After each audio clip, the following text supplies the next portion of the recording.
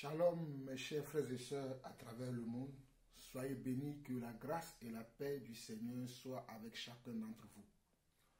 Nous bénissons le Seigneur pour sa vie en nous, pour son esprit en nous. Et nous bénissons le Seigneur de nous avoir gardés tout au long de cette semaine. Aujourd'hui, nous sommes le samedi 29 octobre 2022. Nous rendons grâce à Dieu d'être encore parmi les vivants, parmi les élus de Dieu encore ce matin. Mes chers frères et sœurs à travers le monde, nous allons continuer notre enseignement sur la véritable Église. Aujourd'hui, nous allons entamer la 9e partie. Nous allons entamer la 9e partie aujourd'hui. Et comme d'habitude, je ne cesserai jamais de vous dire de méditer la parole et surtout de vérifier si ce que nous disons, ce que nous enseignons, si cela est vrai. Vous devez vérifier dans les Écritures si ce que nous enseignons, si ce que nous véhiculons, si cela est conforme aux Saintes Écritures. Je profite également de vous encourager, de vous demander à partager ces enseignements. Vous devez partager ces enseignements afin que nos frères et sœurs qui sont encore retenus captifs dans les endroits où on parle de Jésus, mais que ce n'est pas du véritable de Jésus dont on parle. Que nos frères et sœurs qui sont encore retenus captifs dans les endroits où la parole qui est enseignée n'est pas véritablement la parole du Seigneur. Voilà pourquoi je vous demanderai toujours de partager ces enseignements. Je sais que certains d'entre vous le partagent, mais d'autres ne le font pas encore. Il faut partager ces enseignements. L'heure est grave. L'heure est très grave et beaucoup parmi nous ne connaissent pas la vérité. Beaucoup parmi nous ne connaissent pas la vérité sur l'Église, sur le commencement de l'Église. Qu'est-ce qui s'est passé? Qu'est-ce que les apôtres ont fait? Qu'est-ce que le Seigneur Jésus a enseigné? Beaucoup ne le savent pas. Grâce à toi, grâce à moi, si nous véhiculons ces messages, certains pourront connaître la vérité et pourront faire le choix de le suivre ou pas. Parce que être enfant de Dieu, c'est de faire un choix entre le bien et le mal, entre la justice de Dieu et la justice des hommes, entre la vérité et le mensonge, entre la sanctification et les désordres. Donc vous voyez-vous que c'est très important que nous puissions partager ces enseignements. C'est très important. Donc je ne cesserai jamais de parler de ces choses dès le début de mes enseignements, avant même d'entamer la prière et commencer ce que Dieu a mis dans mon cœur. Je profite également ici pour saluer mes frères, serviteurs de Dieu, qui sont également dans les 7 ministères que Dieu a donnés à l'Église, qui sont le ministère d'apôtres, de prophètes, d'évangélistes, de pasteurs et d'enseignants. Je vous salue tous. Je sais que certains d'entre vous, vous partagez ces enseignements. Je sais que certains d'entre vous, vous réécoutez ces enseignements avec les frères et sœurs qui sont avec vous. Que le Seigneur lui-même puisse vous enseigner encore davantage lorsque vous visionnez mes enseignements avec vos frères et sœurs qui sont avec vous ou bien qui sont sous votre autorité. J'aimerais saluer particulièrement ma maman Julienne qui ne cesse de commenter. Elle est la meilleure commentatrice de mes enseignements. Il y a aussi le frère Nico qui est à l'œuvre maintenant aujourd'hui dans les commentaires, dans les enseignements. Je sais que je vous ai dit qu'il faut commenter, il faut publier aussi, mais sachez également que nous serons jugés. Ce n'est pas à vous que je m'adresse, mais je m'adresse à tout le monde aussi également en même temps, profitant de cette occasion, que nous serons aussi jugés par nos commentaires. Nous serons aussi jugés par nos commentaires. Je n'ai pas l'habitude d'aller commenter les vidéos des frères et sœurs ou bien de commenter surtout les vidéos des ministres du Seigneur. Si vous voyez que je commente une vidéo, ça veut dire que soit je veux encourager, soit je veux corriger. Voici ce que moi je fais. Soit je veux encourager, soit je veux corriger, toujours selon la saine doctrine. Donc j'aimerais vous dire également que vous serez jugés par vos commentaires. Certains me diront, je n'ai pas parlé, mais ce que tu as écrit vient de ton cœur. Et à cause de cela, nous serons jugés. Ce que tu as écrit, parce qu'un ministre de Dieu a publié un enseignement, a enseigné quelque chose, cela ne va pas dans ton sens, tu viens sur sa page, tu viens sur son YouTube et tu viens écrire un commentaire. Peu importe ce que tu as écrit. Si cela est juste, gloire à Dieu. Mais gare à toi si cela n'est pas juste. Gare à toi si cela n'est pas juste. Si cela ne glorifie pas le Seigneur. Si ton commentaire n'édifie pas, gare à toi. Tu seras jugé. J'aimerais vous parler aussi de ça parce que c'est important. On doit parler de tout dans l'église. N'oubliez pas que je vous ai dit que l'église est un endroit d'éducation. L'église n'est pas un endroit pour le théâtre, pour l'amusement. C'est un endroit d'éducation. Voilà pourquoi je viendrai toujours vous ramener dans la vraie parole, dans la volonté de Dieu. Je ne vous laisserai pas dans les désordres, dans le je m'enfouisme, mais je viendrai toujours vous montrer comment nous devons servir Dieu de la bonne manière. Comment nous devons représenter Dieu de la bonne manière afin que son nom ne soit pas blasphémé parmi les païens. Car Dieu tirera vengeance de chacun ou bien de chacune de nos actions. Dieu tirera vengeance de chacune de nos actions. Bonnes, nous n'aurons rien à dire. Mais lorsque nos actions seront mauvaises, Dieu tirera vengeance de toutes ces choses. Je vous l'ai montré dans les chapitres précédents déjà. Mais aujourd'hui, nous allons voir également une énième chapitre, une énième épisode. Et je profite de cette occasion pour dire à ceux qui sont nouvelles sur ma chaîne, à ceux qui sont nouveaux, qui viennent d'arriver sur ma chaîne, ou bien qui sont tombés peut-être sur la 5e partie de l'enseignement, sur la 2e, sur la 3e, peu importe, vous devez suivre l'enseignement entièrement, du premier chapitre jusqu'à là où Dieu va m'arrêter. Parce que je vous avais annoncé 12 chapitres, mais la manière dont le Seigneur me conduit aujourd'hui, je suis sûr et certain que nous allons dépasser 12 chapitres. La manière dont le Seigneur me conduit, de prendre le temps, de rester même dans les moindres détails, d'expliquer même les moindres détails, je sais que nous allons dépasser 12 chapitres. Et je crois que c'est de cette manière-là que l'Église devait être enseignée.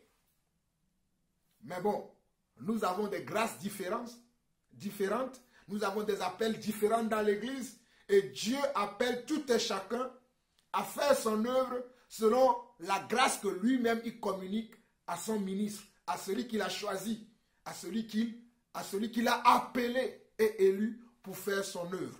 Et je crois que c'est ce que Dieu fait avec ma personne. Sinon moi-même, je ne suis rien si ce n'est le Seigneur qui m'utilise afin que je puisse vous édifier, vous bénir. Donc rendons toute la gloire au Seigneur notre Dieu. À présent, nous allons prier et nous allons commencer l'enseignement. Éternel notre Dieu, nous te bénissons, nous te glorifions. Merci encore pour ce moment que tu as rendu disponible, afin que mes chers frères et sœurs à travers le monde et moi-même, nous puissions encore venir devant ta présence et pouvoir entendre encore ta voix. Éternel mon Dieu, tu disais à Josué, dans le livre de Josué chapitre 1, tu lui disais que ce livre de la loi ne s'éloigne point de ta bouche, médite-la nuit et jour, afin d'agir fidèlement selon ce qui y est écrit. Père, nous aussi nous avons décidé maintenant de faire comme tu avais conseillé à Josué, de méditer chaque jour ta parole, quant à ce qui concerne l'Église que tu as bâtie et que tu continues de suivre, Papa. Voilà pourquoi, Père éternel, nous te prions, en ce moment même, daigne nous renouveler ton Saint-Esprit. Daigne, Seigneur Dieu, oh Papa, nous donner une écoute attentive. une soumission totale à ta parole, afin que nous puissions retenir ce que tu as préparé encore pour nous aujourd'hui. Père, nous bénissons ta parole déjà, et nous bénissons ton serviteur, l'apôtre Jean-Paul, que tu vas encore utiliser aujourd'hui. Père, que ta parole soit dans sa bouche et soit sur ses lèvres, comme toi tu le veux, afin d'édifier, afin de construire, afin de casser, afin, Seigneur Dieu, oh Papa, de ramener les brebis égarés à toi, notre Dieu et notre Seigneur. Père, que des miracles s'accomplissent.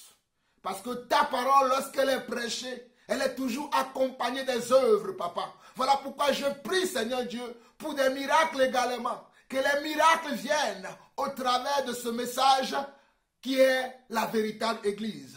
Que ceux qui sont perdus reviennent à toi. Que ceux qui étaient morts puissent revenir à la vie au nom de Jésus-Christ. Père, je sais que beaucoup étaient morts. Je sais que beaucoup étaient abusés. Mais aujourd'hui, je prie pour chacun et chacune de tous mes frères et sœurs à travers le monde qui sont attachés à cette parole qui est une lumière, cette parole qui est une lampe à nos pieds. Mais que la grâce soit toujours au rendez-vous avec nous. Père, à toi seul l'honneur, la gloire et la puissance pour des siècles, au nom de Jésus-Christ. Amen. Amen et amen.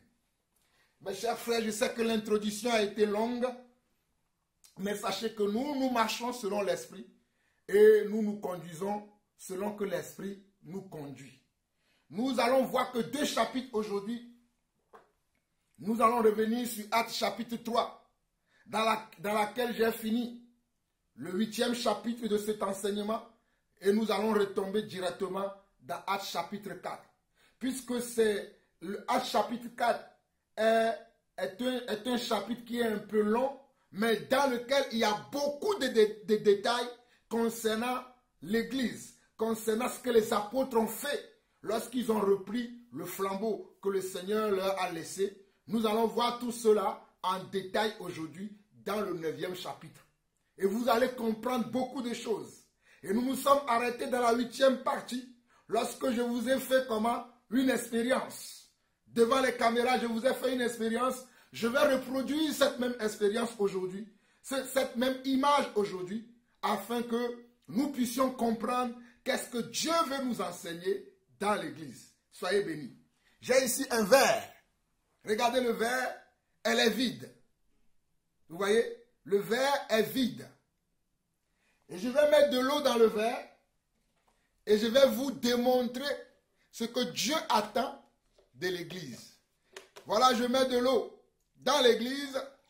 L'eau qui signifie la parole, l'eau qui signifie le Saint-Esprit. L'eau qui signifie la parole et l'eau qui signifie le Saint-Esprit. Je dis bien l'eau qui signifie la parole et l'eau qui signifie le Saint-Esprit. Donc, le verre était vide et moi je l'ai rempli d'eau. C'est de cette manière que chacun d'entre nous étions vides dans le monde. Nous étions perdus dans le monde. Nous étions livrés à nos propres penchants. Nous étions livrés à nos habitudes, à nos traditions. Mais lorsque la parole de Dieu est arrivée jusqu'à nous, nous nous sommes convertis et nous sommes devenus des enfants de Dieu. Selon que la Bible dit dans Jean 1, le verset 10 à 12, il dit à tous ceux qui l'ont reçu, à tous ceux qui l'ont reçu, elle leur a donné le pouvoir de devenir enfants de Dieu, lesquels ne sont plus nés de la volonté de la chair et du sang, mais de l'Esprit de Dieu. Alors mon frère, ma soeur, je sais que nous étions perdus, nous étions dans la boue, nous étions dans les ténèbres, nous étions livrés à nos propres penchants, nous étions livrés aux convoitises de la chair, à l'orgueil de la vie, à la jalousie, ainsi de suite, ainsi de suite. Mais lorsqu'il a plu à Dieu notre Seigneur, notre Papa, Yeshua le Messie, Adonai, Elohim, Hachem, de nous sauver, il est venu à nous et il nous a remplis de sa parole et de son esprit. Il nous a remplis de sa parole et de son esprit. Voilà pourquoi je tenais à refaire cette expérience encore dans la 9e partie de cet enseignement. Et nous étions comme ceci. Voilà pourquoi il est écrit également dans 2 Corinthiens chapitre 5, à partir du verset 17, que si quelqu'un est en Christ, il est une nouvelle création. Si quelqu'un est en Christ, il est une nouvelle création.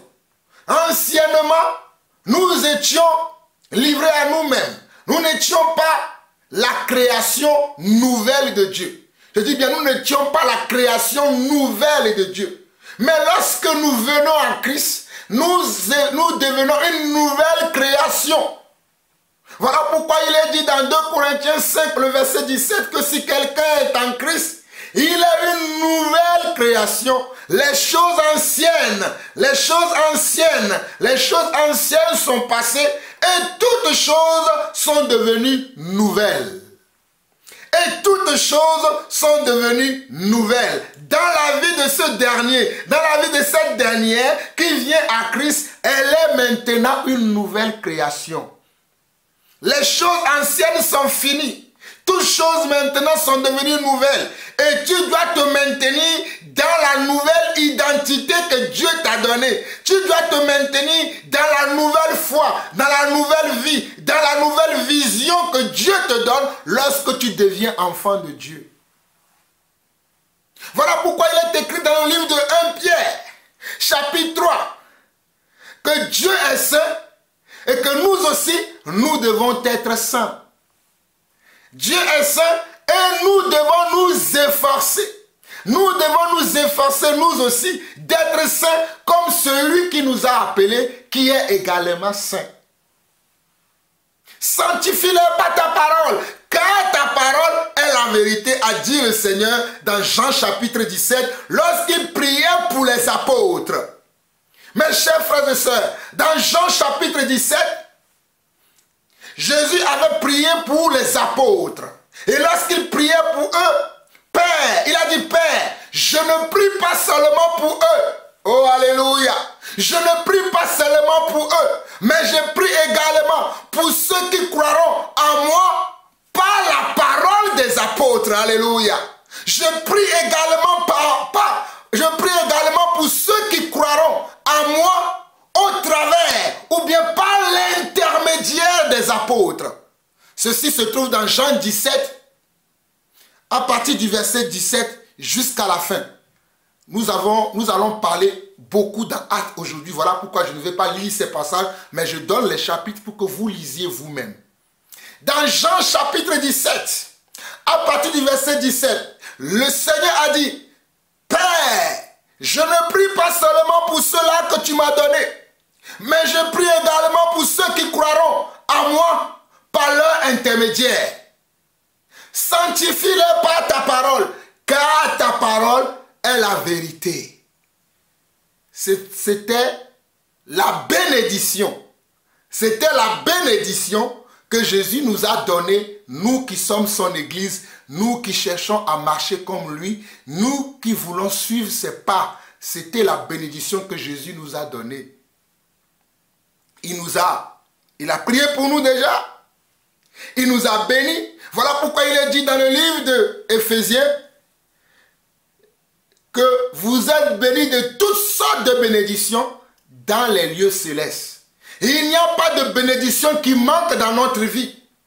Si nous sommes encore aujourd'hui sous la malédiction, c'est parce que nous ne marchons pas selon notre nouvelle identité. C'est parce que nous ne demeurions pas dans la parole de Dieu. Mais si nous demeurions à ses pieds et dans la parole de Dieu, nous allons être tout le temps bénis. Même si nous aurons des tribulations, nous saurons que Jésus a déjà vaincu le monde et que nous devons marcher dans la victoire. Il y a une chose que j'aime avec le Seigneur, c'est que lorsque je marche avec le Seigneur, je sais que je marche dans la victoire. Car il a déjà conquis la victoire pour moi. Voilà pourquoi je n'ai peur de personne et je n'ai peur de rien et je dis toujours la vérité. Et je ne suis pas apprécié. Mais cela est normal puisque celui que je suis n'a pas été apprécié et les apôtres n'ont pas été appréciés non plus. Vous allez le voir aujourd'hui dans ce que je vais vous montrer dans Actes chapitre 4. Je ne cherche pas d'appréciation des hommes, mais je cherche l'appréciation de Dieu et je veux sauver quelques-uns s'il est encore possible. Pas moi toutefois, mais le Seigneur qui m'utilise au travers de ces messages que je prêche. Alors, l'Église doit être maintenant comme ça. Il doit rester à l'état pur, à l'état dans lequel Dieu l'a sauvé. Mais qu'est-ce qui se passe aujourd'hui? C'est que l'Église ne demeure pas à l'état pur, comme Jésus a dit, sanctifie-les par ta parole est la vérité. Nous venons maintenant avec nos propres paroles. Regardez l'expérience, je vais la faire directement avec vous. Ceci est un sirop de curcumin. Ceci est un sirop de curcumin. Je vais mettre un peu d'eau, un peu de sirop de curcumin dans l'eau et vous allez voir que l'eau va changer de forme. Voilà ce qui se passe à l'église. Là, je mets un peu de curcumin. Regardez, juste un tout petit peu. Je ne vais pas mettre beaucoup. Regardez. Devant vous directement, l'eau qui était blanchâtre est devenue comment? Orange. L'eau qui était tout blanc. Depuis que j'ai parlé au moins pendant 6 minutes, l'eau était tout blanc. Maintenant, l'eau est devenue orange. L'eau est devenue orange. L'église qui devait rester pure est impure aujourd'hui. L'église qui devait rester dans la parole de Dieu aujourd'hui n'est plus dans la parole de Dieu. L'église qui devait rester sage n'est plus sage aujourd'hui. L'église qui devait rester intelligent n'est plus intelligent aujourd'hui. L'église qui devait rester juste n'est plus juste aujourd'hui. L'église qui devait rester saint n'est plus saint aujourd'hui. Et ceci à cause de comment? À cause des conducteurs, des bergers, de ceux-là qu'on nomme généralement apôtres, prophètes, évangélistes, pasteurs et docteurs. Mais Pierre a dit dans Actes chapitre 3, repentez-vous. Et c'est là où nous allons continuer aujourd'hui. Que le Seigneur vous bénisse pour votre écoute attentive.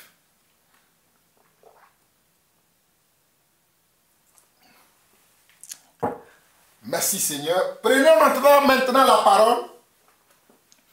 Et nous allons aller dans Actes chapitre 3. Et nous avons fini la dernière fois au verset 19 au verset 20. Je vais reprendre du verset 19 jusqu'à la fin. Et je vais entamer directement le chapitre 4 de Actes. Et nous allons finir aujourd'hui dans Actes chapitre 4. Parce qu'il y a beaucoup de détails à vous montrer qui vont nous édifier. Dans Actes chapitre 3, le verset 19 jusqu'à la fin, Pierre dit, repentez-vous donc et convertissez-vous pour que vos péchés soient effacés, afin que les temps de rafraîchissement viennent de la part du Seigneur et qu'il envoie celui qui vous a été destiné, Jésus-Christ. Vous voyez, Pierre dit, repentez-vous donc et convertissez-vous pour que vos péchés soient effacés, afin que des temps de rafraîchissement viennent de la part du Seigneur et qu'ils envoient celui qui vous a été destiné, Jésus-Christ. Que le ciel doit recevoir jusqu'au temps de rétablissement de toutes choses dont Dieu a parlé anciennement par la bouche de ses saints prophètes d'autrefois. Moïse a dit, le Seigneur votre Dieu vous suscitera d'entre vous, d'entre vos frères, un prophète comme moi, un prophète comme moi. Vous l'écouterez dans tout ce qu'il vous dira. Et quiconque n'écoutera pas ce prophète sera exterminé du milieu du peuple. Mes frères, voici un détail capital que j'aimerais que vous compreniez. Pierre dit le jour là, le jour où Pierre rentrait dans le temple et qu'ils ont guéri l'homme impotent qui était devant le portique de Salomon tout le temps. Et que par l'intermédiaire de ce miracle, ils ont commencé à enseigner le peuple. Ils ont commencé à dire au peuple, repentez-vous. Mais dans le message que Pierre donnait, Regardez ce que Pierre dit, c'est très important. Regardez ce que Pierre dit. Pierre dit au verset 19, « Repentez-vous donc et convertissez-vous pour que vos péchés soient effacés, afin que des temps de rafraîchissement viennent de la part du Seigneur et qu'il envoie celui qui vous a été destiné, Jésus-Christ, que le ciel doit recevoir jusqu'au temps du rétablissement de toutes choses dont Dieu a parlé anciennement par la bouche de ses saints prophètes d'autrefois. » Moïse a dit, « Le Seigneur votre Dieu vous suscitera d'entre vos frères un prophète comme moi, vous l'écouterez dans tout ce qu'il vous dira. » Pierre disait et au peuple et aux sacrificateurs que Moïse avait prédit ce qui se passe là. Ce qui se passe là, au travers de notre intermédiaire, nous les apôtres, Jésus l'avait déjà prédit. Que Dieu suscitera du milieu de vous quelqu'un qui va venir, que vous devez écouter dans tout ce qu'il vous dira. Et nous autres, nous l'avons écouté et nous vous répétons les mêmes choses qu'il nous a transmis lorsque nous étions à ses pieds, à son école, en écoutant ce qu'il veut nous enseigner. Au verset 23, il va dire, « Et quiconque n'écoutera pas ce prophète sera exterminé du milieu du peuple. » Et quiconque n'écoutera pas le prophète Jésus, alléluia, et quiconque n'écoutera pas le prophète Yeshua, sera exterminé du peuple. Oh, Rabosa. Itaramaho barahairahaya. Tout homme qui n'écoutera pas le prophète Yeshua le Messie sera exterminé du peuple. Mais aujourd'hui, je vois les gens qui disent qu'ils écoutent Jésus, mais ils ne marchent pas selon la parole de Jésus. Croyez-vous que ces gens-là seront maintenus dans le royaume de Dieu? That is the question. Croyez-vous ce que ces ministres qui ont transformé la parole de Dieu à leur propre parole, qui n'obéissent pas aux lois de Dieu, qui n'obéissent pas aux commandements de Dieu, qui ont chassé Dieu de l'église, croyez-vous qu'ils verront Dieu lorsque la trompette va sonner? Croyez-vous qu'ils verront le Père lorsque la dernière trompette sonnera? Puisqu'il est dit dans Actes 3, le verset 23, et quiconque, cela ne dépend pas de ta posture, de ton appel, de ta sagesse, de ton intelligence. Voilà pourquoi la Bible dit dans, oh, alléluia, la Bible dit dans 1 Corinthiens chapitre 1, que Dieu a choisi les choses folles pour confondre les sages, pour confondre les fortes. Moi qui ne suis rien, Dieu m'a choisi pour confondre ceux qui disent qu'ils sont sages, mais qui ne marchent pas dans la sagesse de Dieu. Moi, je marche dans la sagesse de Dieu. Je marche selon l'intelligence de Dieu. Je ne peux pas plaire à tout le monde. J'en suis conscient. Parce que je ne veux pas être exterminé. Parce que je connais qui a dit, à moi la vengeance, à moi la rétribution, je le connais. Voilà pourquoi je fais de telle sorte de rester dans la parole de Dieu, de rester dans l'esprit de Dieu. Et je ne veux pas changer la parole de Dieu par des raisonnements, par des réflexions qui ne sont pas des réflexions selon l'esprit. Mais je vais demeurer dans la parole. Je vais demeurer dans la vérité. Je vais demeurer dans la sanctification. Il est dit dans Acte 3, le verset 23. Et quiconque n'écoutera pas ce prophète sera exterminé du milieu du peuple. Regardez le verset 24. Tous les prophètes qui ont successivement parlé, tous les prophètes de l'ancienne alliance qui ont successivement parlé. Oh alléluia, même Abraham était un prophète. Oh alléluia, tous les prophètes qui ont successivement parlé depuis Samuel ont aussi annoncé ces jours-là. La Pierre précise. Il dit tous les prophètes qui ont parlé, qui ont successivement annoncé la parole de Dieu. Regardez, depuis Samuel, ont annoncé ces jours-là, ont annoncé ce qui se passe là. Ils l'ont annoncé. Vous êtes les fils des prophètes et de l'alliance que Dieu a traitée avec nos pères. Vous qui m'écoutez aujourd'hui, vous êtes les enfants des prophètes. Et vous avez été le fruit de l'alliance que Dieu a traitée avec nos pères. Parce que le verset 25 de Actes 3, Pierre dit, vous êtes les fils des prophètes et de l'alliance que Dieu a traitée avec nos pères en disant, Abraham, en disant, en Abraham, toutes les familles de la terre seront bénies en ta postérité. Je relis encore le verset 25 pour une compréhension formidable et précise. Vous êtes les fils des prophètes et de l'alliance que Dieu a traitée avec tous nos pères en disant à Abraham, toutes les familles de la terre seront bénies en ta postérité. Toutes les familles de la terre, toutes les familles de la terre, sans exception, seront bénies en ta postérité. Alléluia. C'est à vous premièrement que Dieu, ayant suscité son serviteur, l'a envoyé pour vous bénir en détournant chacun de vous de ses iniquités. Regardez le verset 26. C'est à vous, vous qui êtes la postérité d'Abraham, vous qui êtes la postérité d'Abraham, selon l'alliance que Dieu a traitée avec Abraham, selon la promesse que Dieu a donnée à Abraham, c'est à vous premièrement que Dieu a suscité son serviteur, l'a envoyé pour vous bénir en détournant chacun de vous de ses iniquités. Là, il parle de Jean 3,16. Car Dieu a tant aimé le monde qu'il a donné son Fils, afin que quiconque croit en lui ne périsse point, mais qu'il ait la vie éternelle. Mais croire en Jésus veut dire quoi? Croire en Jésus veut dire d'avoir foi en lui et de marcher selon sa parole. Et de marcher selon les Écritures. Et de marcher selon ses enseignements. C'est ce que cela signifie, croire en Jésus.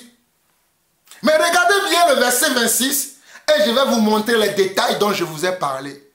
Il est dit au verset 26 de Actes 3, c'est à vous premièrement, vous la race d'Israël, vous la race d'Abraham, d'Isaac et de Jacob, c'est à vous premièrement que Dieu a suscité son serviteur, l'a envoyé pour vous bénir en détournant chacun de vous de ses iniquités. Donc la bénédiction selon Dieu, alléluia, et quelqu'un est dans la joie aujourd'hui, la bénédiction, oh alléluia, la bénédiction selon Dieu, c'est de détourner les gens de comment? De leurs iniquités, de leurs péchés. Voilà la bénédiction. La bénédiction, ce n'est pas d'avoir un compte en banque qui est rempli d'argent. La bénédiction, ce n'est pas d'être populaire. La bénédiction, ce n'est pas d'être un homme qui a beaucoup d'entreprises, qui a beaucoup de maisons. Oh, je vais prêcher l'évangile véritable encore aujourd'hui.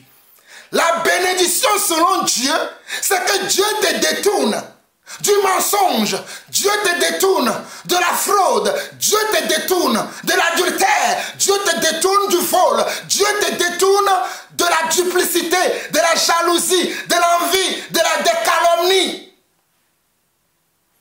Voilà la bénédiction. Ce n'est pas moi qui le dis. Hein. Actes 3, verset 26. Regardez bien, écoutez, ouvrez grandement vos oreilles, surtout vos oreilles spirituelles. Parce que si vous êtes dans la chair, vous ne comprendrez pas mon message.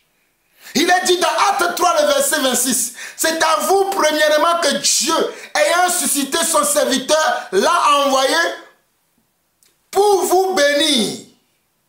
Pour vous comment? Pour vous bénir, non pas pour vous maudire, mais pour vous bénir. En détournant chacun de vous de ses iniquités. En détournant chacun de vous de ses iniquités. Donc la bénédiction de Dieu nous enlève, alléluia, iniquités, de nos péchés, de nos blasphèmes, de nos comportements malsains. Voilà pourquoi Dieu nous a bénis. Dieu ne nous a pas bénis pour que nous allons tordre le bras des frères et sœurs dans l'église pour qu'ils viennent nous donner leur bien temporel. Ce n'est pas ça la bénédiction de Dieu. La bénédiction de Dieu, c'est que Dieu puisse me convaincre de marcher maintenant selon sa parole. La bénédiction de Dieu, c'est pour que Dieu puisse me persuader de fuir le mal, de fuir tout ce qui est malsain, tout ce qui est malpropre, tout ce qui n'est pas correct. Dans sa parole, je dois obéir à ça. Ce n'est pas moi qui ai écrit la parole. La parole existait avant bel et bien que moi je sois né. Oh, alléluia. Mais j'aime cette parole. Regardez Actes 3, verset 26. C'est à vous, premièrement, que Dieu, ayant suscité son serviteur, l'a envoyé pour vous bénir, en détournant chacun d'entre vous, en détournant chaque individu, oh, alléluia, de l'église, de son iniquité. En détournant chaque individu, chaque personne de son péché. Regardez, Actes 3, verset 10, son serviteur l'a envoyé pour vous bénir en détournant chacun de vous de ses iniquités. Mais aujourd'hui, nous voulons nous maintenir de gré et de force dans nos iniquités. Quelle Bible nous lisons? Quelle parole avons-nous reçue? Quelle foi avons-nous si nous voulons demeurer éternellement dans le péché? Voilà pourquoi j'ai fait cette expérience devant vous. L'église n'est plus comme ça. Regardez, l'on là, l'église n'est plus comme ça, il est devenu comme ça. Alors que Dieu voulait nous détourner de tout ça pour nous rendre comme ceci. Et il nous l'a rendu. Mais nous-mêmes, nous revenons devenir ceci. Dieu veut qu'on soit comme cela, mais nous revenons comme ceci. Il y a un problème chez nous les chrétiens. Il y a un problème chez nous les croyants. Disons-nous la vérité. Il y a un problème chez nous.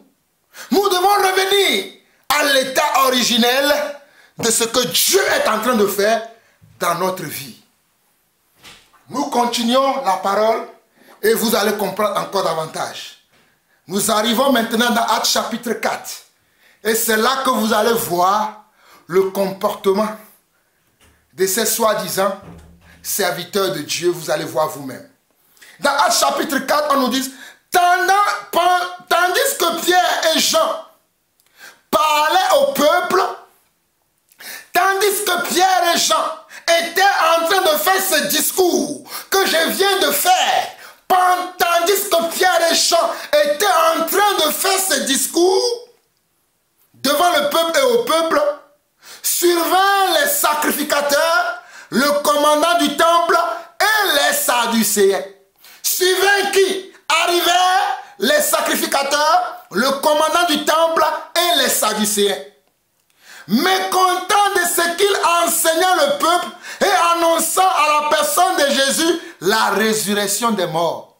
Regardez, la première opposition que les apôtres ont eue au commencement de la bonne nouvelle, au commencement de l'évangile, au commencement de l'église, venait des gens qui devaient enseigner le peuple. Je dis bien la première opposition, le premier parti politique de l'église, ce sont les serviteurs de Dieu. Oh, Maïkorabayaba. Mais terrible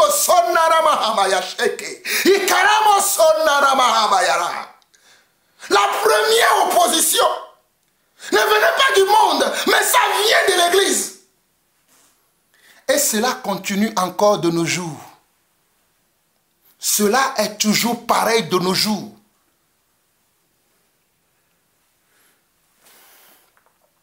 Dans Actes chapitre 4, tandis que Pierre et Jean parlaient au peuple, suivant les sacrificateurs, le commandant du temple et les sadducéens. Mécontents de ce qu'il enseignait le peuple et annonçait en la personne de Jésus la résurrection des morts, il mit la main sur eux et il les jetait en prison jusqu'au lendemain, car c'était déjà le soir. Waouh! Car c'était déjà le soir. Voici un détail que j'aimerais que vous compreniez. Dans le chapitre 3, on nous a dit que vers la 9e heure du jour, Pierre et Jean montaient au temple vers la 9e heure du jour. Et vers la 9e heure du jour, lorsqu'ils montaient au temple, ils ont fait un miracle par leurs mains. Un homme qui était comment? Impotent de naissance, qui restait devant le portique de Salomon, a été comment? Guéri par leur prière. Et ils ont profité pour commencer maintenant à enseigner le peuple au travers de ce miracle qui avait été fait. C'était la 9e heure du jour. Ils ont dit plusieurs paroles. Ils ont dit plusieurs paroles jusqu'à dire au peuple, répentez-vous et que chacun de vous, comment? Puisse recevoir le Saint. Vous connaissez toutes ces choses. Ils vont rappeler même Moïse. Pour dire que Moïse avait dit que Dieu vous suscitera parmi vos frères un homme comme moi qui va vous donner la direction à suivre. Moi, j'ai fait le travail jusqu'à maintenant. Maintenant, ma mission est terminée. Mais quelqu'un d'autre viendra continuer comment? La mission. Continuer le travail et vous devez l'écouter. Et celui qui ne l'écoutera pas sera exterminé. Entre autres, ce sont ces paroles que les apôtres ont données. Mais regardez là, dans Actes chapitre 14, vous allez comprendre quelque chose. Oh, j'aime la parole de Dieu. Actes chapitre 4, on nous dit, tandis que Pierre et Jean parlaient au peuple, survinrent les sacrificateurs, le commandant du peuple et les Sadducéens, mécontents de ce qu'il enseignait le peuple et annonçait à la personne de Jésus la résurrection des morts, il mit la main sur eux et il les jetait en prison jusqu'au lendemain, car c'était déjà le soir. Waouh! Vous me dites que mes enseignements sont trop longs. Vous me dites que mes enseignements sont trop longs. Mais, si vous êtes un peu, si vous aimez un peu les calculs, calculez de 9h jusqu'au soir pour voir quel temps y a-t-il là. Quel temps, comment? De 9h au soir. Quel est le nombre de temps qui s'est écoulé? Je peux dire que le soir, je vais être un peu... Le soir, je vais dire peut-être 16h. Et comptez le temps entre 9h à 16h pour voir le nombre de temps qui est passé. Vous êtes tellement incrédule aujourd'hui. Vous êtes tellement dans la médiocrité que vous n'aimez pas prendre le temps pour écouter Dieu dans les enseignements qui vont vous faire du bien. Mais vous aimez aller écouter des choses qui n'ont pas de sens, des choses qui ne vont pas vous édifier. Je vous dis que moi, je suis capable de prêcher du matin jusqu'au soir. Parce que j'ai du contenu. Je suis capable de prêcher comme les premiers apôtres, puisque nous avons la même grâce. C'est pour vous qu'aujourd'hui, j'ai réduit mes enseignements d'1 heure. Mais je suis capable de prêcher du matin jusqu'au lendemain. Je peux le faire. Car quand on est rempli de l'esprit, là, on ne regarde pas le temps. C'est vous qui m'apprenez à regarder le temps. Hein? Quand on est rempli de l'esprit, on ne regarde pas le temps. On suit simplement le mouvement de l'esprit. On suit l'esprit. Mais quand vous êtes là à comprendre les Écritures, vous êtes là à suivre, je m'adapte à vous. Mais si c'est moi-même là, je suis capable. Si je peux trouver des gens qui aiment l'Écriture comme moi, waouh! Si je peux trouver des gens qui aiment la vérité comme moi, croyez-moi, nous irons loin. C'est un petit détail que je voulais vous montrer. Nous étions au verset 3 de Actes chapitre 4. Il mit la main sur eux et il les jetait en prison jusqu'au lendemain, car c'était déjà le soir. Cependant, beaucoup de ceux qui avaient entendu la parole crurent et le nombre des hommes s'éleva environ à 5000 hommes. Dans Actes chapitre 2, nous avons vu qu'ils étaient 3000. Lorsque le jour de la Pentecôte, le Saint-Esprit est descendu sur les apôtres et qu'ils ont commencé à prêcher Yeshua le Messie. Ils ont commencé à prêcher la bonne nouvelle du royaume de Dieu. Il y a eu 3000 personnes qui se sont adhérées à ce qu'ils disaient. Ils ont continué à aller dans le temple, à prier et à enseigner les gens. Et on nous dit que le jour-là, le jour où ils étaient arrêtés et jetés en prison, et ils sont maintenant 5000. Ils étaient maintenant 5000. Ils n'étaient plus 3000, mais ils ont augmenté leur nombre en devenant comment? 5000. Par le biais de quoi? Par le biais des enseignements. Par le biais des enseignements. Par le biais des enseignements édifiés, construits pour ramener le peuple à Dieu. Pour ramener le peuple à Dieu, les apôtres enseignaient. Et ils avaient comme opposition les sacrificateurs, le souverain du temple. Le souverain du temple veut dire le chef des sacrificateurs. Le chef des sacrificateurs. C'était lui qui avait décidé qu'on doit mettre en prison les apôtres. Mais quel mal ont-ils fait? Quel mal ont-ils fait pour qu'ils soient jetés en prison? Qu'est-ce qu'ils ont fait pour qu'ils soient jetés en prison? Qu'est-ce qu'ils ont fait?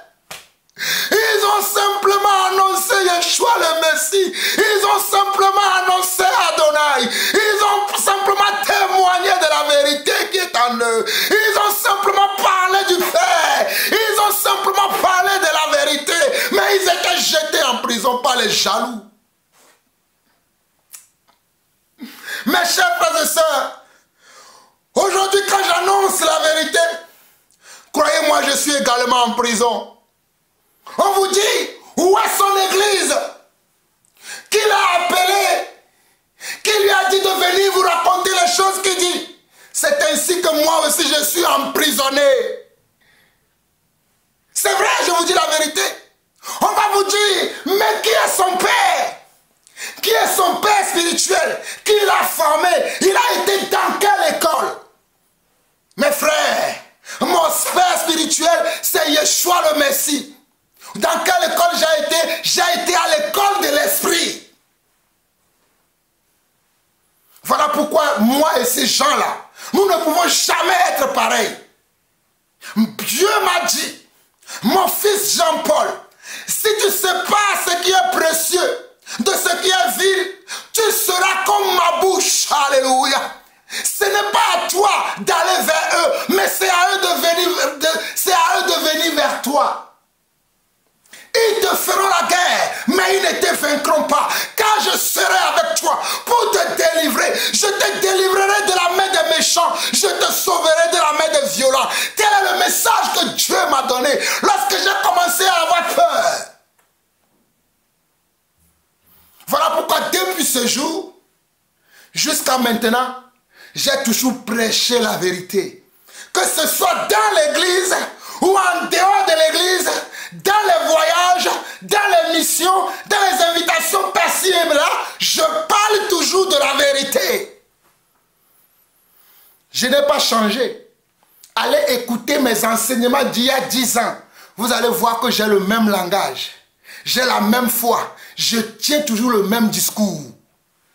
Mais certains dans ceux-là qui ont commencé à me persécuter là, aujourd'hui ne sont même plus là. C'est là où vous voyez que, il y a serviteur dans serviteur.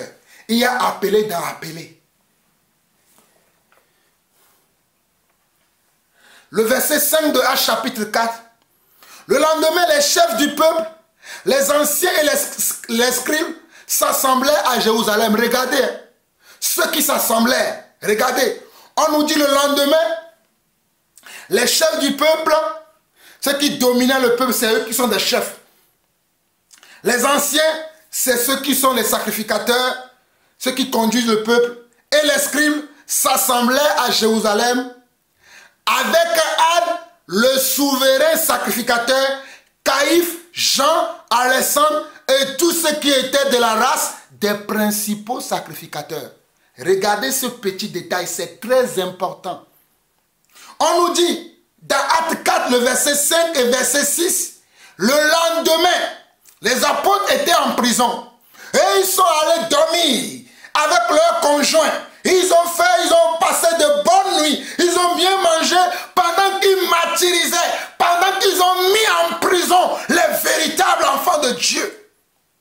Les authentiques serviteurs de Dieu croupillaient en prison pendant que ceux-là étaient chez eux en train de faire la java. Mais le lendemain, ils se réunissent de nouveau.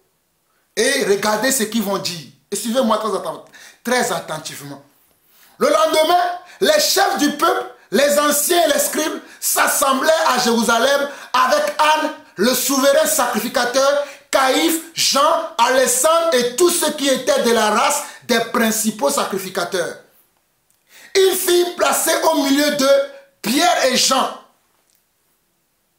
Vous avez vu ceux qui étaient réunis? Le collège de ces anciens-là qui étaient réunis, je relis encore.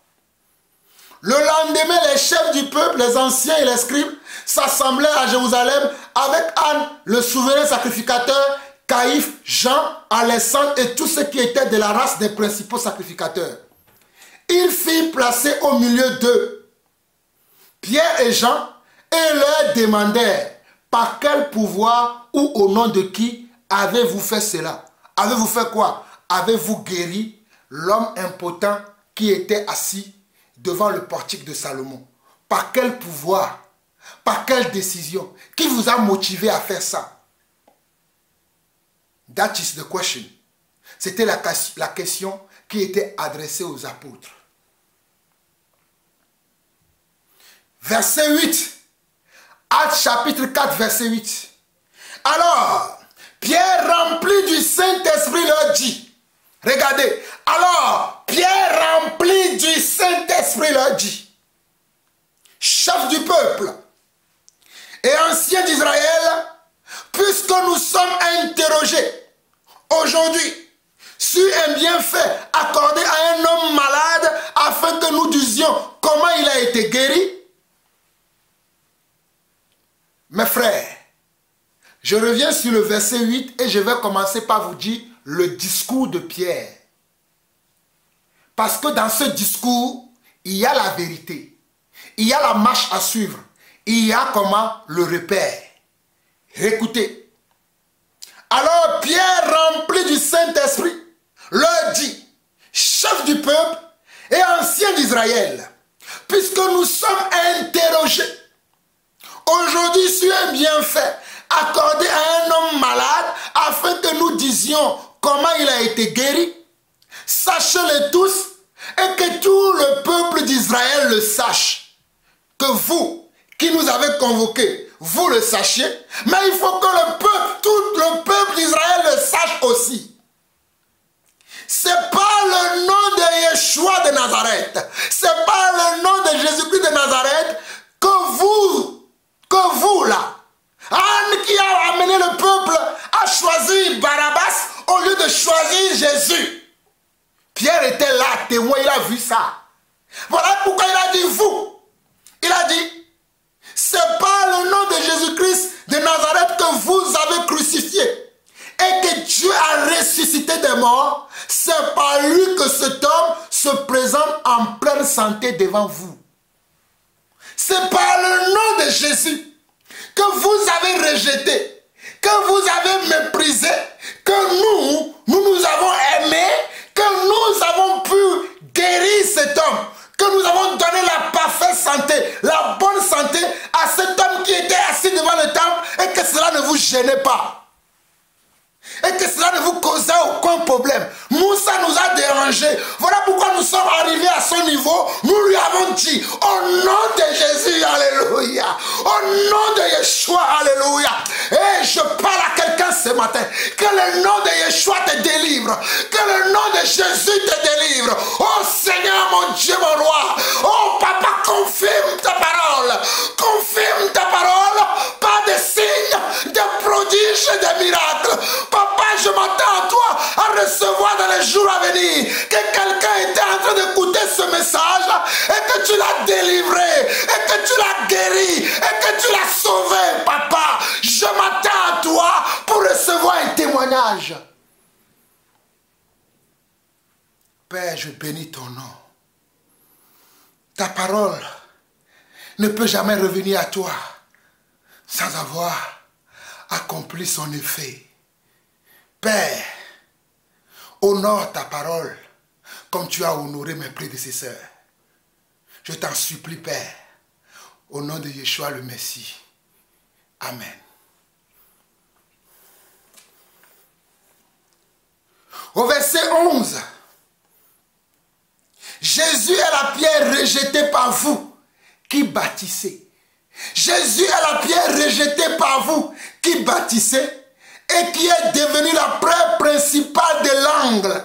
Mes chers frères et sœurs à travers le monde, les hommes s'asseyent aujourd'hui pour bâtir des bâtiments qu'ils appellent églises, pour bâtir des temples qu'ils appellent églises, pour laquelle ils s'enorgueillissent entre eux. Moi, j'ai la plus grande église, j'ai le plus grand église, j'ai plus de membres, j'ai une église de 1 milliard de membres, j'ai une église de 100 000 membres, j'ai une église de 1 million de personnes, mais ils ont rejeté l'essence de cette église. Ils ont rejeté celui qui sauve dans cette église. Ils ont rejeté celui qui guérit dans l'église. Ils ont rejeté celui qui bénit dans l'église. Mais ils sont là. Vous allez les voir. C'est eux qui font des voyages. Ils vont dans des états. Ils quittent cet état. Ils vont dans un autre état. Il est accueilli comme un souverain. Il est accueilli comme Dieu. Mais quand tu regardes au fond de leur vie, quand tu regardes leur ministère est vide. Quand tu regardes leur ministère est vide. Mon ministère n'est pas vide. Voyez-vous, je suis là avec vous tous les jours. Mon ministère, j'ai reçu le ministère de la parole. Mais mon ministère n'est pas vide. Mais eux, leurs ministères sont vides. C'est ça la différence entre eux et nous. Regardez ce que Pierre a dit. Et je dis la même chose aujourd'hui. Regardez. Acte 4, verset 11. Jésus est la pierre rejetée par vous qui bâtissez. Quand je dis que ces hommes que vous suivez aujourd'hui, qui sont populaires, qui sont connus, qui font de l'incongruité, qui font des choses anormales dans l'église, mais qui sont adulés et applaudis par le peuple, vous me traitez de que je suis fou, que je suis jaloux, que j'ai la haine en moi, mais au moins moi je sais que j'ai la vérité en moi. Regardez ces hommes, ce qu'ils font dans l'église. Ils ont chassé le principal. Ils ont chassé celui qui conduit l'église pour se faire eux-mêmes Dieu dans l'église. Et c'est eux que vous admirez. Ne te laisse pas te surprendre. Jésus revient, ma soeur. Jésus revient. Alléluia. Jésus revient. Alléluia. Oh, Jésus revient. Alléluia. Alléluia. Alléluia. Jésus revient. Alléluia. Jésus revient. Alléluia. Jésus revient. Alléluia. Alléluia. Alléluia. Jésus revient. Alléluia. Jésus revient. Alléluia. Alléluia. Seras-tu prêt quand il viendra? Seras-tu prêt quand il viendra? Seras-tu prêt quand il viendra? Quand il viendra, quand il viendra. Oui, Maranatha, Maranatha, Maranatha, Maranatha, Maranatha, Maranatha, Maranatha, Maranatha. Oui, Maranatha, Maranatha, Maranatha, Maranatha, Maranatha, Maranatha, Maranatha, Maranatha, oh Maranatha, Maranatha, oui Maranatha, Maranatha, oui Maranatha, Maranatha, Maranatha, Maranatha, oh Maranatha, Maranatha, oh Maranatha, Maranatha, oui Maranatha, Maranatha, Maranatha, Maranatha, oh Maranatha, Maranatha, oh Maranatha, Maranatha, oui Maranatha, Maranatha, Maranatha, Maranatha, oh Maranatha, Maranatha, Maranatha, Maranatha, Maranatha, Maranatha, Maranatha, Maranatha. Père, pardonne-leur car ils ne savent pas ce qu'ils font. Père, pardonne-leur car ils ne savent pas ce qu'ils disent. Père, pardonne-leur car ils ne savent pas ce qu'ils font. Père, pardonne-leur car ils ne savent pas ce qu'ils disent et ce qu'ils font. Père, sois là dans ta colère. Sois là dans ta colère afin que le pécheur se répande. Sois là dans ta colère. Sois là dans ta colère. Sois là dans ta rétribution, papa. Que le méchant revienne de ses voies. Que le méchant revienne à toi. Que le méchant revienne à toi. Père, nous t'en supplions. Nous t'en supplions, Père. Nous t'en supplions. Au nom de Yeshua le Messie. Amen. Amen. Mes chers frères et sœurs, si vous savez ce qui va se passer, si vous savez ce que Jésus va faire, vous ne serez pas en train de faire ce que les hommes font aujourd'hui dans les endroits communément appelés églises et qui se tapent la poitrine, se glorifient. Ils ne savent pas ce qui les attend. Ils ne savent pas ce qui va se produire. Mais si aujourd'hui tu tombes sur le message, tu me vois un père de famille qui a 5 enfants, je viens pleurer, chanter et vous parler de la parole de Dieu.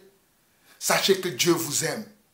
Et que Dieu ne veut pas que vous mouriez. Et que Dieu ne veut pas que vous soyez séparés de lui éternellement. Je vous en supplie, mes frères et sœurs. Je vous en supplie, serviteurs de Dieu, où que vous soyez. Revenons à la doctrine de Yeshua. Revenons et parlons au peuple. Dites-leur, disons-leur la vérité. Rappelons-leur la parole de Jésus. Ne faites pas de la parole de la maison de Dieu un endroit de désordre, un endroit de chaos, mais venons dire la vérité au peuple, venons sensibiliser, éduquer et former le peuple. L'église est malade, les gens sont malades dans l'église, mais ils ne reçoivent pas la vérité. Je vais finir aujourd'hui, je vais lire encore 5-6 versets, je vais m'arrêter. Nous continuerons une prochaine fois.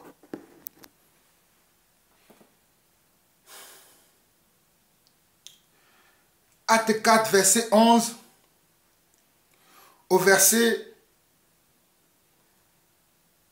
15. Je vais m'arrêter au verset 15 aujourd'hui et nous poursuivrons dans la 10e partie. Là où je vais m'arrêter aujourd'hui, nous poursuivrons dans la 10e partie à cet endroit précis.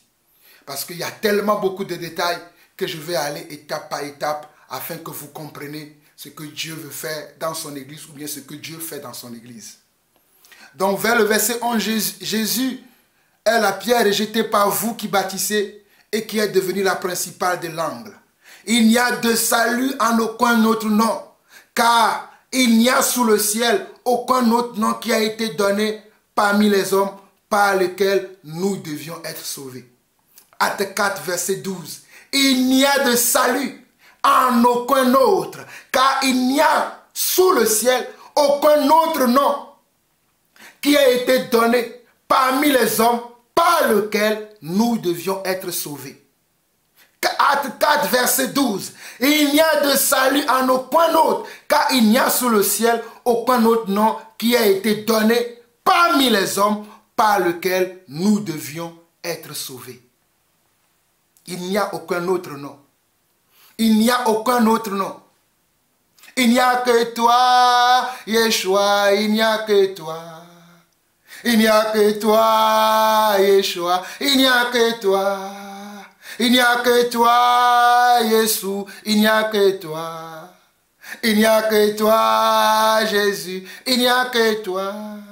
Il n'y a que toi, mon Dieu, il n'y a que toi. Il n'y a que toi, Yeshua, il n'y a que toi. Il n'y a aucun autre nom sous le ciel qui a été donné parmi lesquels nous les hommes, nous devions être sauvés. Si ce n'est le nom de Yeshua. Au verset 13, lorsqu'il vit l'assurance de Pierre et de Jean, il fut étonné, sachant que c'étaient des hommes du peuple sans instruction, et il les reconnut pour avoir été avec Jésus. Il les reconnut pour avoir été avec Jésus. Quand il vit l'assurance que les apôtres avaient, voilà pourquoi quand je prêche avec assurance. Regardez, ça ne date pas d'aujourd'hui. Cela a été la même chose pour mes prédécesseurs. Regardez Acte 4, verset 13. Lorsqu'il vit l'assurance de Pierre et de Jean, il fut étonné, sachant que c'étaient des hommes du peuple sans instruction. Ils étaient dans le peuple, comme tous les autres, ils étaient perdus. Comme moi aussi, j'étais dans le monde perdu. Mais après, quand je suis venu à Christ, j'ai reçu une onction particulière, une grâce particulière pour être apôtre dans l'église. C'est-à-dire un messager de Dieu. C'est simple. Être apôtre, c'est d'être un messager, un envoyé, un émissaire, un intermédiaire entre Dieu et les hommes. Lorsqu'il vit l'assurance de Pierre et de Jean, il fut étonné, sachant que c'étaient des hommes du peuple sans instruction, et il est reconnu pour avoir été avec Jésus. Il est reconnu pour avoir été avec Jésus. Lorsque quelqu'un est avec Jésus, on le sait par ses paroles, par ses comportements, par ses actes. On doit le sentir, on doit le voir, on doit savoir que toi là, tu as marché avec Jésus, tu as suivi les enseignements de ton maître. Mais pourquoi aujourd'hui, les gens qui nous enseignent, on ne peut pas reconnaître Jésus en eux? Pourquoi? Pourquoi on ne peut pas voir Jésus en eux? Parce qu'ils n'ont pas le véritable Jésus, tout simplement. Ils ont un autre Jésus, mais pas le véritable. Verset 14. Mais comme ils voyaient là, près d'eux, l'homme qui avait été guéri, il n'avait rien à répliquer. Vous voyez? Comme ils voyaient l'homme était là. L'homme qu'ils ont guéri, et l'homme au travers duquel ils ont commencé pour prêcher la bonne nouvelle, tout est devant eux. Ils ne peuvent rien nier encore. Verset 15. Il leur ordonnait de sortir du Sanhédrin et ils délibéraient entre eux, disant, que ferons-nous à ces hommes? Nous verrons la suite dans la 10e partie de cet enseignement. Nous verrons la 10e partie. Mais regardez bien, au verset 13 jusqu'au verset 14. Lorsqu'il vit l'assurance de Pierre et de Jean, il fut étonné, sachant que c'étaient des hommes du peuple, sans instruction, et il est reconnu pour avoir été avec Jésus. Mais comme il voyait là près de l'homme qui avait été guéri, il n'avait rien à répliquer. Comme aujourd'hui, lorsque ces hommes méchants voit aussi mes enseignements, mes vidéos, mes explications, il ne peut que se rebeller contre moi, m'insulter, me traiter de tous les noms. Mais en réalité, il ne peut faire rien d'autre, car les enseignements prouvent que j'ai été élu de Dieu, que je suis élu de Dieu. Et que nous qui cherchons à marcher selon la parole, la véritable parole, nous sommes les élus de Dieu et que nous voulons ressembler à Dieu. Nous voulons avoir la bonne ressemblance, nous voulons avoir la bonne image de l'Église. Pas des images erronées, pas des images qui sont à peu près, mais nous voulons avoir la bonne image. Mes chers frères et sœurs, c'est ainsi que je vais m'arrêter ici pour la 9e partie de cet enseignement. Si Dieu vous a convaincu de péché, de justice et de jugement, priez avec moi maintenant. Père éternel, Dieu de paix, Dieu de bonté, Dieu de miséricorde. Je sais qu'en prêchant ce message, un frère, une sœur, un serviteur, une servante a été touché. Papa, écoute ces derniers quand ils lèvent la voix vers toi, quand ils te supplient, quand ils demandent pardon pour ses péchés. Restaure, guéris, libère, sauve et délivre, papa, car tu es le même hier, aujourd'hui et éternellement. À toi la gloire, l'honneur, la puissance pour des siècles, au nom de Jésus-Christ, nous avons ainsi prié. Amen. Shalom, shalom, shalom à vous tous. Shalom.